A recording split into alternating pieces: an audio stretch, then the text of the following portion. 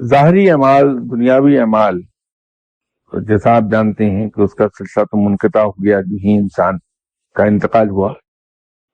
پھر انسان مرنے کے بعد کوئی بھی اپنے نامہ اعمال میں اضافہ کرنے کے قابل نہیں رہتا.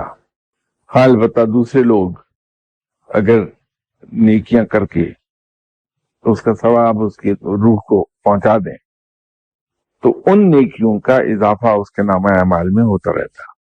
جو پیچھے کام کرایا انسان، علم سکھایا، قرآن پڑھنا سکھایا، کنواں کھدوایا، جو صدقہ جاریاں ہیں وہ کرایا، تو جب تک وہ سلسلہ جاری رہتا تو ثواب ان کو ملتا رہتا.